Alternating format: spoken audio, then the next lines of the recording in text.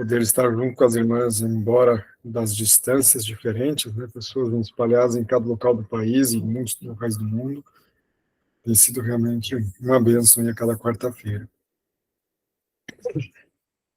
E podermos buscar ao Senhor juntos, em especial por nossa família, por nossos filhos, é sempre um privilégio. Estou distante dessa vez de minha família, lembrando deles em oração. E hoje nós vamos conversar um pouquinho sobre a continuidade, uma certa ligação entre a saúde mental e a saúde física. A gente vai iniciar um pouco a respeito da influência do estilo de vida na saúde mental.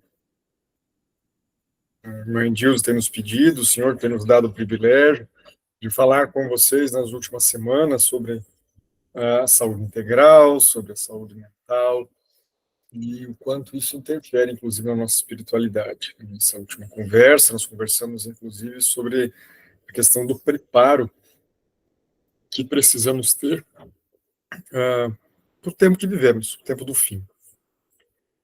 E nesse preparo, dentro da saúde física, nós vamos focar a questão do estilo de vida,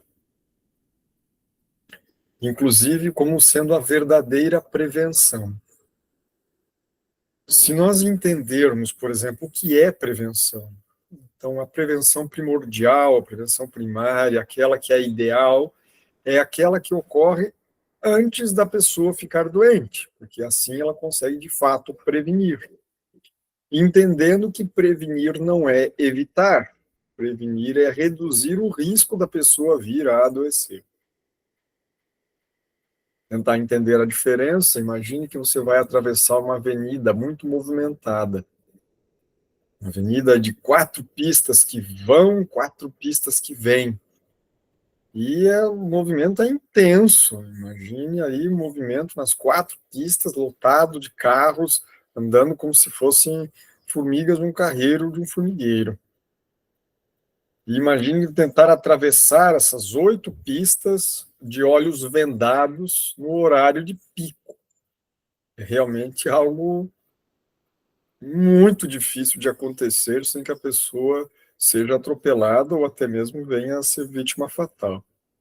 Mas e se ela fizer isso de olhos vendados, no momento em que a sinaleira está fechada, ou ainda por uma passarela? Será que ela pode ter melhor êxito, ainda que continue de olhos vendados? Então, a passarela, a sinaleira fechada, é como se fosse a prevenção. Ela consegue atingir o seu objetivo, ainda que havendo algum risco, mas muito menor. Prevenção não é evitar, prevenção é reduzir o risco. É algo semelhante ao que nós estamos comentando aqui. Então, a verdadeira prevenção ocorre antes da pessoa ficar doente. É interesse do Senhor que nós utilizemos disso, e o termo que o Espírito de Profecia trabalha, ele chega a dizer que mais vale uma grama de prevenção do que 1 quilo de remédios. Ou seja, prevenção é 1000 vezes melhor, esse mais ou menos é o raciocínio. E fazer exames não é prevenir, irmãos. Fazer exames, na realidade, é nos ajudar no diagnóstico precoce. Ou seja, fazer o diagnóstico da doença, quando a pessoa já tem o problema, ainda que não tenha sintomas, para que possa estar agindo devidamente. Os exames têm, sim, o seu papel, é claro que sim, mas não para prevenir. Porque se o exame deu alterado, a pessoa já está doente. Então, é importante que nós entendamos qual é a verdadeira prevenção. A verdadeira prevenção é a melhor prática possível dos 8 remédios naturais. Nós possamos entender, por exemplo, o aspecto que há da importância de cada um deles. Quando nós respiramos fundo, respiramos adequadamente e colocamos mais oxigênio para dentro do nosso corpo, e exalamos mais gás carbônicos, que são inclusive, que é tóxico o gás carbônico. Nós conseguimos, com o aumento do oxigênio, relaxar mais os nossos músculos, aumentar o aporte energético das nossas células. Se nós respirássemos sem oxigênio, nós conseguiríamos produzir não mais do que 2 moléculas de ATP, que é a molécula energética do corpo humano. O corpo transforma glicose, que é o açúcar, em ATP, transforma gordura em ATP, transforma proteína em ATP quando precisa de energia. E sem o oxigênio, produz 2 moléculas energéticas. Com o oxigênio, pode produzir até 32. Então, é aumentar em 16 vezes. É um aumento muito considerável, é 1.600%. E quanto melhor está a nossa condição respiratória, quanto menos infecções respiratórias nós temos, menos inflamação nas vias aéreas, menos rinite, menos sinusite, menos bronquite, menos asma, menos processo de pneumonia ou traqueite. Então, melhor será a nossa qualidade respiratória. Quanto menor obstrução tivermos, seja por essas inflamações, ou por obesidade, por gordura na região cervical, pessoas que roncam, que têm algum grau de obstrução, quanto menos disso, melhor a qualidade respiratória. Morar em um local com ar puro, não fumar, não ter acesso a poluição que possa estar atrapalhando a qualidade da respiração, né? Isso tudo vai nos ajudar a relaxar mais, dormir melhor, fazer melhor aí a renovação das nossas moléculas do nosso corpo, a limpeza orgânica, fixarmos melhor a nossa memória, termos mais energia, mais disposição. A importância da água pura, água por fora no sentido da limpeza, do asseio, água por dentro no sentido de diluir tudo aquilo que a água consegue diluir e levar. A água é um veículo, ela consegue levar até aquilo que ela não dilui, ela carrega, ela transporta. Então a água não se mistura com gordura, mas ela leva as moléculas de gordura para o nosso corpo de arrasto até onde ela precisa ir. Leva as toxinas para os órgãos de limpeza, para ser então renovado o sangue, e leva os nutrientes que nós absorvemos pela alimentação até as nossas células. A água transporta as defesas do nosso organismo, a água consegue, então, ali, estar diluindo e manter também o calor do nosso corpo. A água tem um elevado calor específico, ela precisa de muita energia, né, para poder estar perdendo 1 grau ou ganhando 1 grau. Isso ajuda a manter a temperatura do corpo humano mais uniforme, mais constante. Isso é algo importante. Nós pegarmos luz adequada. Quanto de água, né? Aí uma média de 30 a 34 ml por quilo de peso dia. Tá? Então, um indivíduo aí com 70 quilos vai precisar ingerir 2 litros e 100 ml ao dia, ao menos. E o ideal não é tomar toda a água de uma vez só, é tomar aos poucos. Então, a gente acorda de manhã, toma aí 1 a 2 copos d'água para se hidratar bem, porque ficou a noite sem beber. E depois vai se mantendo hidratado, tomando pequenos goles, até meia hora antes da refeição e a partir de 2 horas após uma refeição. Assim vai conseguir se manter bem hidratado durante o dia. Tá? Então, a ideia é se hidratar bem de manhã e depois procurar manter-se hidratado ao estar tomando líquido. A luz solar completa a questão do ambiente, né? Então, a água, a luz e o ar tem a ver com o meio, o ambiente onde nós estamos. A luz solar é extremamente importante, mas precisa ser na medida certa. Ela é importante por quê? Porque ela esteriliza o ambiente, então ela ajuda a eliminar vários germes, né, micro-organismos, vírus, bactérias, fungos, protozoários. Né? Ela ajuda aí a controlar populações de fungo, de umidade do ambiente, ela aquece o ambiente, ela traz aí energia, tanto luminosa como térmica, em seus raios. Precisa ser na medida certa, porque se for demais, ela pode inclusive queimar. Né?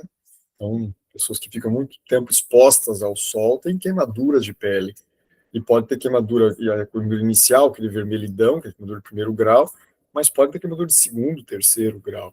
Então, Deus pede que sejamos proporcionais, diretamente na medida. Excesso de sol faz mal, pode gerar até mesmo lesões de pele, até ter câncer de pele. Mas a falta também é problema. A falta também é problema porque vai reduzir, por exemplo, a produção de vitamina D, que é altamente essencial para a nossa imunidade, para uma inflamação adequada, para alívio da dor. para a produção, inclusive, de vários hormônios e neurotransmissores. Então, nós devemos nos expor ao sol. Se temos bastante tempo, podemos nos expor no sol de menor intensidade, o sol mais fraco, antes das 10 da manhã, depois das 4 da tarde. Cerca aí de 20 a 40 minutos, dependendo do tipo da nossa pele. Tá? Essa de 40 minutos a 1 hora, me desculpe, dependendo a cor da nossa pele. Pessoas com a pele mais clara devem ficar menos tempo expostos ao sol. Pessoas com a pele mais escura, com mais melanina, devem ficar mais tempo expostos ao sol. E se for no horário de sol forte, especialmente para aqueles que não têm tanto tempo disponível, por exemplo, do meio-dia às 2 da tarde, então deve ficar ali de 10 a 30 minutos expostos ao sol. Mesmo raciocínio. Pele mais clara, menos tempo. Pele mais escura, com mais melanina, mais tempo. Tá? Com a maior parte possível da pele exposta, não usando tanta roupa. Então, o sol vai nos ajudar aí, então, aí, a melhorar, inclusive, a nossa saúde mental e nos preparar para enfrentar a imunidade, termos inflamações mais controladas. Aí veríamos a questão da atividade física. A atividade física é essencial para podermos reduzir as ansiedades, reduzirmos a depressão, melhorarmos a autoestima, né, termos uma melhora metabólica no controle da diabetes, especialmente exercício de força, exercícios resistidos. Né. Podermos, então, aí, termos uma melhora cardiovascular da musculatura, endurecer mais os ossos, então é essencial tanto para prevenção como para o tratamento da osteoporose, né? Claro, com os devidos cuidados, né? Tanto questão cardiovascular como também de problemas das articulações, né? Mas dentro do limite pode e deve ser feito. Até mesmo para pacientes que já infartaram, já tiveram problemas cardiovasculares, precisam da atividade física até para remodelar o músculo cardíaco. Porém, não pode ser uma quantidade muito exagerada de esforço.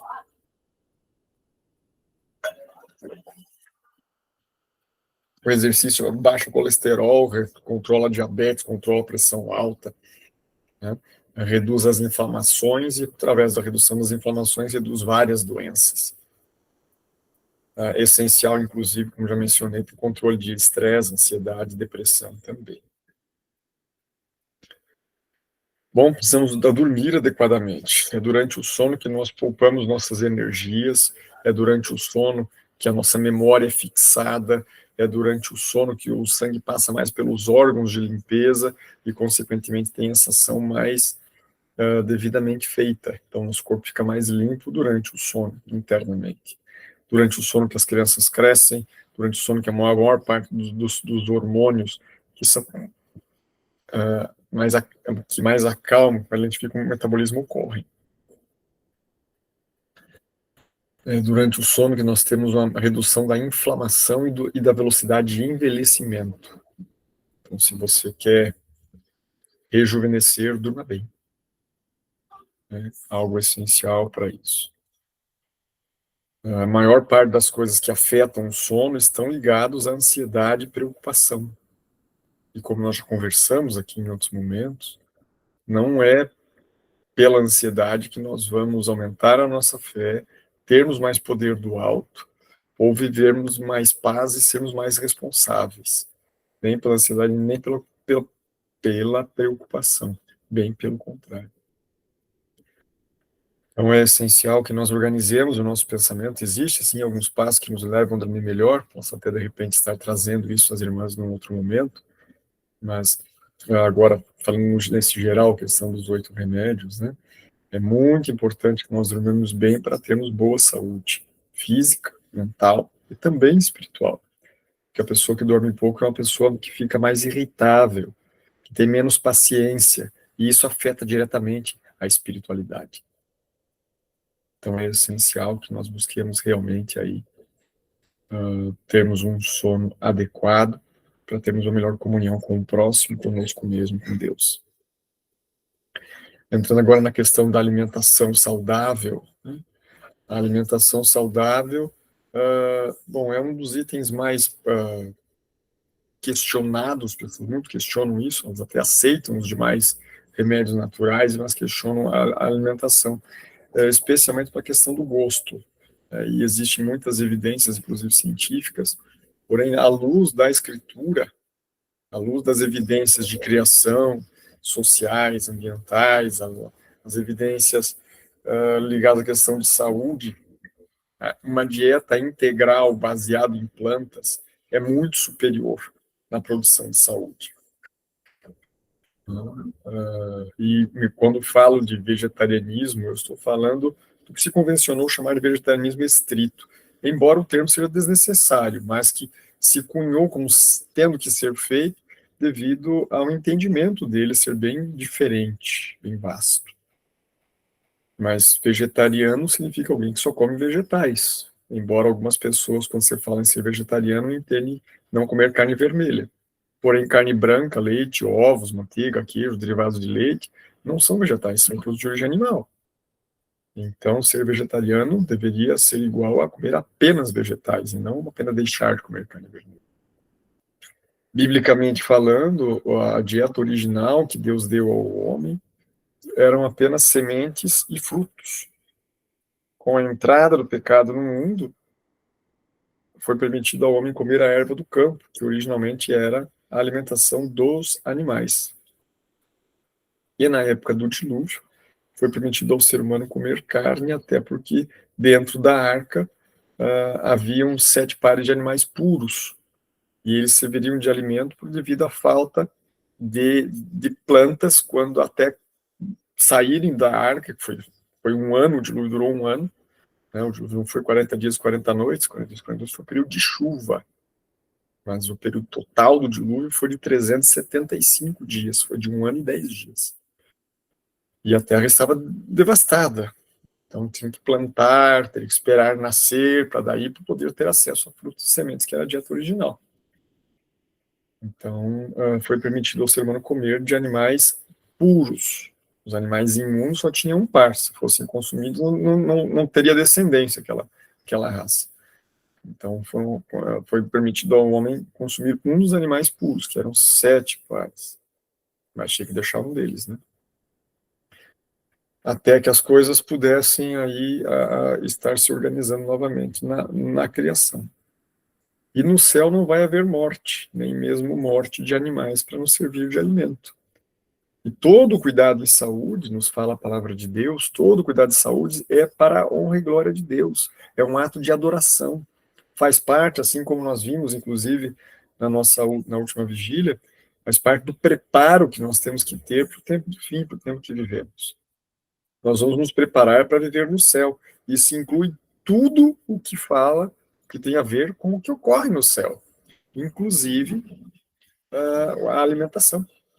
Né? Então, se não vai haver morte do céu, nem morte de animais, para não servir de alimento, conforme já disse. Então, é importante que nós nos preparemos para isso. Devido à fisiologia da digestão, as duas principais funções do estômago, que é misturar devidamente o alimento e depois de misturado, liberar seletivamente. Nós não devemos comer demais, porque se nós comermos muito, o estômago não vai conseguir misturar adequadamente o que está na periferia com o que está no centro. Temos que comer moderadamente. E também não vai conseguir liberar seletivamente. Depois que misturou, ele vai liberar primeiro a água, que está dissolvido na água, inclusive sais minerais, vitaminas e fibras solúveis, que demora mais ou menos alguns minutos, é muito rápido. Depois é liberado o carboidrato, se for consumido na quantidade adequada, que não é mais do que 25% do volume que nós precisamos comer, na proporção adequada em relação aos outros nutrientes também. Vai demorar em torno de 2 horas e meia para liberar do estômago o carboidrato. Depois o estômago vai liberar, ou tentar liberar, a proteína, que se for de origem vegetal e consumido na quantidade adequada, não sendo mais do que 25% do volume que nós devemos comer, também na proporção adequada, vai demorar uma média aí de 2 horas e meia a 3 horas para ser liberado do estômago. Para ir para o duodeno, que é a primeira porção do intestino delgado, para receber o suco digestivo do pâncreas, o suco pancreático. Por último, é para ser liberado a gordura, que se for de origem vegetal, na quantidade adequada, que não é superior a uma colher de sopa da oleaginosa, não do óleo, é a da oleaginosa, por refeição, vai demorar uma média de até em torno de 5 horas para ser liberado do estômago. Só para vocês terem uma ideia, bacon pode demorar até 12 horas para sair do estômago. Então, a proporção é muito diferente, o esforço que o organismo tem que fazer é muito diferente, sobrecarrega bastante. Então, as duas principais funções do estômago nos dizem que você não deve comer em intervalos menores do que 5 horas, porque se demora 5 horas para esvaziar completamente o estômago, se você comer em intervalos menores do que 5 horas, vai estar, não terminou uma digestão, já vai estar começando outra. E aquilo vai misturar o que está começando com o que está vindo, vai virar um bolo só, vai atrapalhar completamente o processo digestivo. E também nos diz que não deve comer demais, porque se encher demais, o estômago não vai misturar adequadamente o que está na periferia com o que está no centro, nem vai conseguir liberar seletivamente, porque não tem espaço, é muito cheio. E aí você sobrecarrega o estômago, sobrecarrega o intestino, sobrecarrega o pâncreas, que vai ter que produzir o suco pancreático, o fígado para processar, o intestino para absorver isso, né? O processo de sangue para conseguir. Deixa eu desligar isso aqui. Hoje está uma correria danada.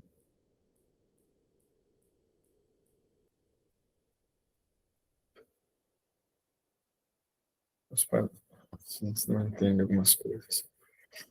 Vai sobrecarregar completamente o organismo, o coração para conseguir bombear sangue, para mandar para frente, os rins para tentar depois limpar o corpo. Então não tem como o corpo conseguir trabalhar sobrecarregado. Uma sobrecarga leva a outras. Então a alimentação é muito importante que nós seguimos certas regras. A quantidade do alimento não deve passar daquela essencial para manter o nosso peso e nossas medidas. Não, se o alimento é de origem integral, ele dura o dobro do tempo que é a mesma quantidade de energia do alimento refinado. Porque Deus não fez os alimentos refinados, Deus fez o alimento integral, o ser humano é que quis refinar por causa do gosto. A primeira característica é que o alimento tem que nutrir, ele tem que alimentar adequadamente. E, por último, vem a questão da beleza ou ser agradável. Tá? Então, nós temos que aprender a ser temperante com o quanto comemos e a qualidade do que comemos. Além da temperança, a gente vai evitar aquilo que faz mal e vai consumir adequadamente aquilo que é bom. Evitar o excesso de trabalho, evitar o excesso de atividades, de estresse. Tá? Vamos evitar o contato com o que prejudica. Então, chá verde, chá preto, chá mate, com cola, guaraná, estimulantes, bebidas alcoólicas, cigarro, drogas. Tá? Coisas que vão prejudicar. E, por último, e não menos importante, pelo contrário, um dos mais importantes, é a questão da confiança em Deus. Então, quando nós falamos dos 8 remédios, a temperança, o domínio próprio, é o que nós podemos fazer por nós mesmos, que tem que ser feito, inclusive o controle das emoções, do estresse, da ansiedade. E a confiança em Deus é o que nós não podemos fazer por nós e passamos a estar confiantes no Senhor para cuidar da nossa vida. E ao estarmos confiando nele, não andarmos ansiosos ou atribulados com coisa alguma, mas sim descansarmos nele, sabendo que ele tem cuidado de nós e podemos lançar sobre ele as nossas ansiedades.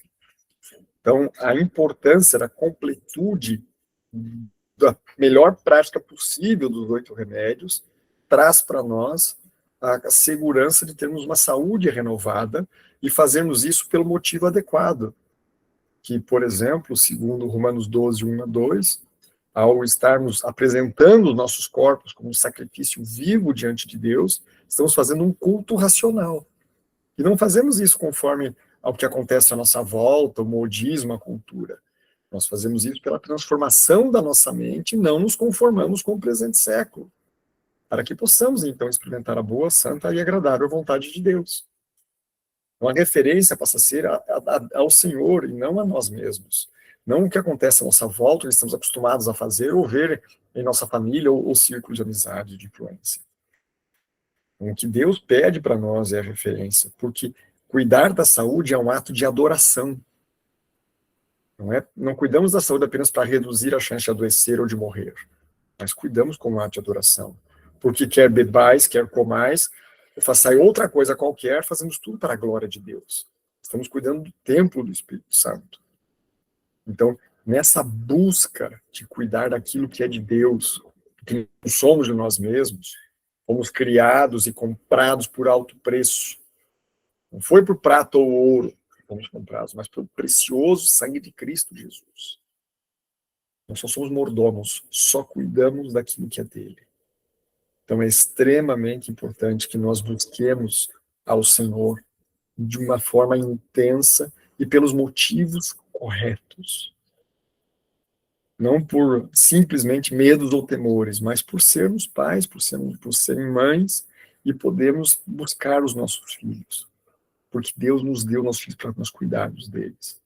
E ainda que tenhamos errado, Deus nos dá a condição de confiar nele, fazermos sim a nossa parte, sermos transformados e fazermos a nossa parte de um jeito diferente a partir de agora, né? E descansarmos em Deus, porque ele tem mais interesse em salvar nossos filhos do que nós mesmos. Por isso, aprender isso gradualmente é muito importante.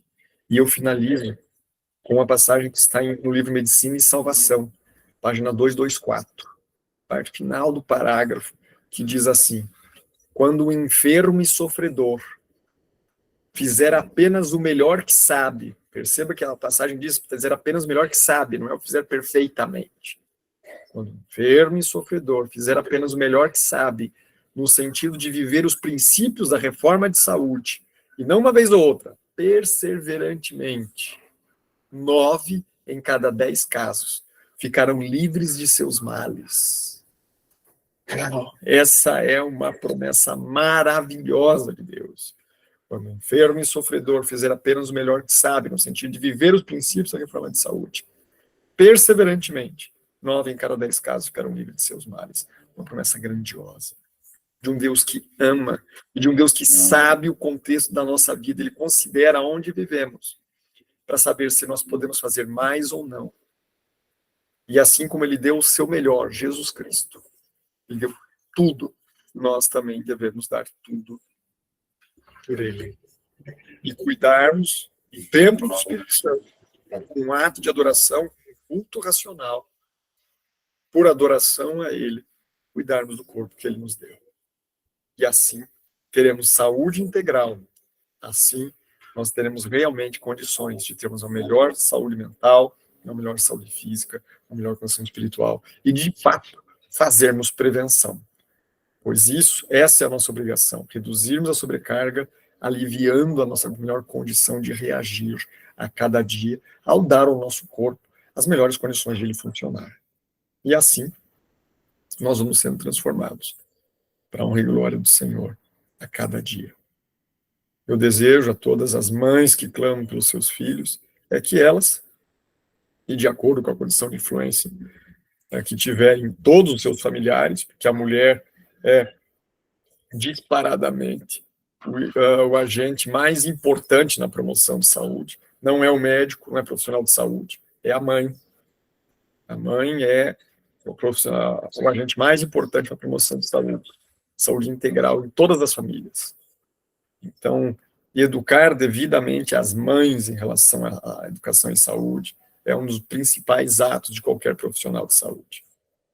Inclusive, isso já rendeu até prêmio Nobel em medicina.